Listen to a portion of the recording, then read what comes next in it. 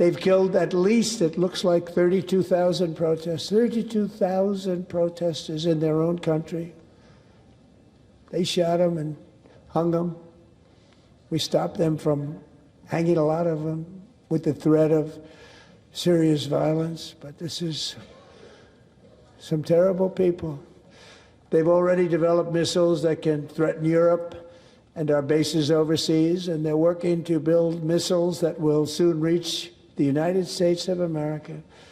After Midnight Hammer, they were warned to make no future attempts to rebuild their weapons program, and in particular, nuclear weapons. Yet they continue, starting it all over. We wiped it out, and they want to start all over again, and are at this moment again pursuing their sinister ambitions. We are in negotiations with them. They want to make a deal, but we haven't heard those secret words. We will never have a nuclear weapon. My preference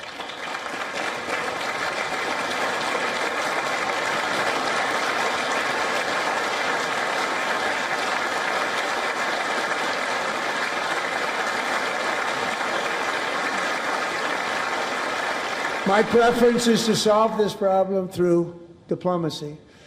But one thing is certain, I will never allow the world's #1 sponsor of terror, which they are by far, to have a nuclear weapon. Can't let that happen.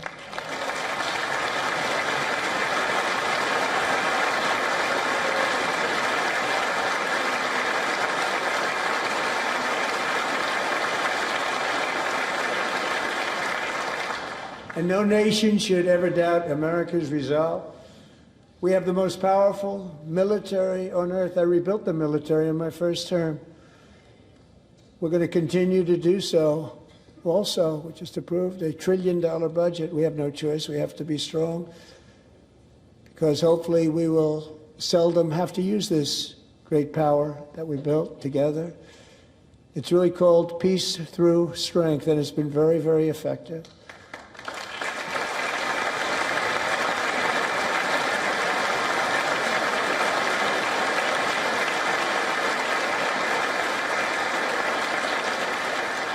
So thanks to Republicans in Congress, we're investing that record number of dollars, have no choice, in the United States Armed Forces. Also creating a lot of jobs, but we're not even doing it for that reason.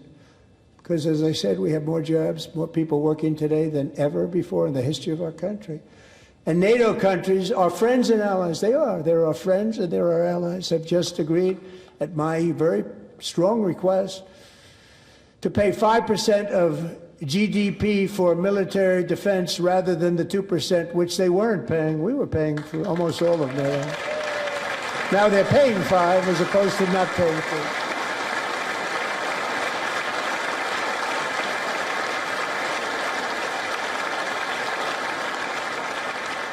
And getting that 5% was something which everyone said would never be done, could not happen. We got it really easily with one meeting. And big difference between 2% that's not paid. We were paying the freight of many of them. Very few were paid up. Now 5%, then they're paid. And everything we send over to Ukraine is sent through NATO, and they pay us in full.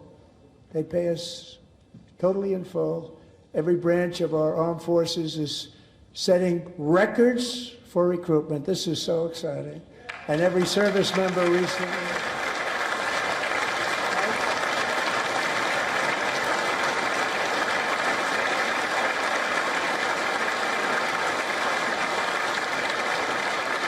And every service member recently received a warrior dividend of $1,776.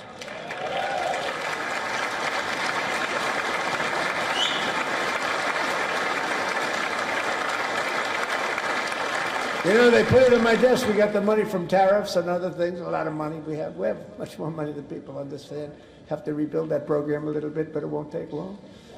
But we got the money, and it was $1,775, and they wanted my approval. And I said, what's the number? $1,775. I said, wait a minute, for $1 more we can have $1,776. It's going to... I said, we're going to figure that. I never asked anybody if we could afford it. $1 more, I said $1,776.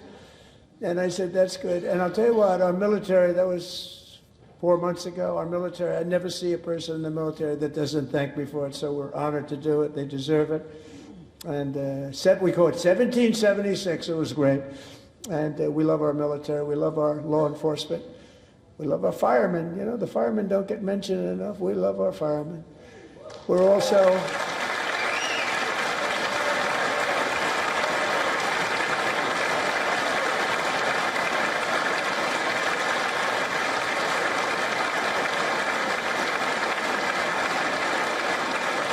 We're also restoring American security and dominance in the Western Hemisphere, acting to secure our national interests and defend our country from violence, drugs, terrorism, and foreign interference. For years, large swaths of territory in our region, including large parts of Mexico, really large parts of Mexico, have been controlled by murderous drug cartels. That's why I designated these cartels as foreign terrorist organizations, and I declared illicit fentanyl as a weapon of mass destruction.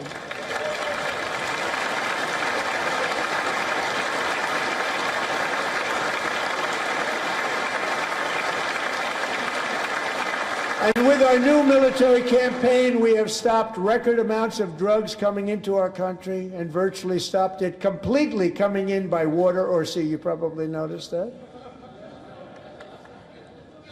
We very seriously damaged their fishing industry also. Nobody wants to go fishing anymore. We've also taken down one of the most sinister cartel kingpins of all. You saw that yesterday. In January,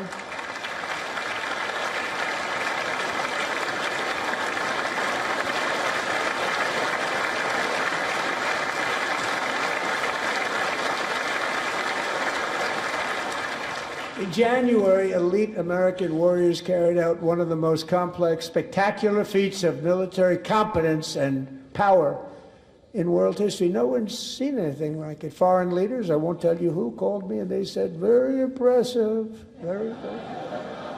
They couldn't believe, they all watched, they saw what happened. This is a different fighting force that we had years ago when we fought to tie.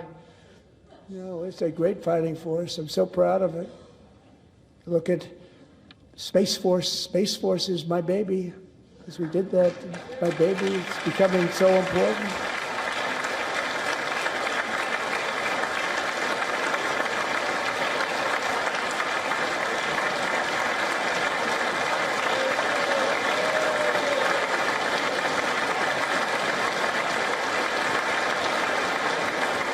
And America's armed forces overwhelmed all defenses and utterly defeated an enemy, good fighters, to end the reign of outlaw dictator Nicolas Maduro and bring him to face American justice.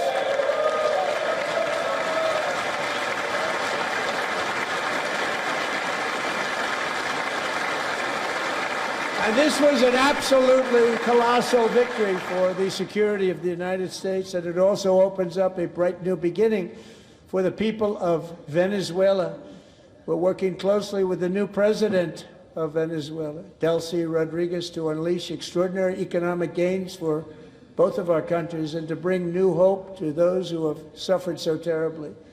They really did suffer. With us tonight is Alejandro Gonzalez. She grew up in a tight-knit Venezuelan family and was especially close to her beloved uncle Enrique. But after Enrique ran for office and opposed Maduro, he was kidnapped by Maduro's security forces and thrown into the regime's really infamous prison in Caracas. Alejandro feared she would never see her uncle again. She feared for her own life also. But since the raid, we have worked with the new leadership, and they have ordered the closure of that vile prison and released hundreds of political prisoners already, with more to come. Alejandro, I'm pleased to inform you that not only has your uncle been released, but he is here tonight. We brought him over to celebrate his freedom with you in person. Enrique, please come down.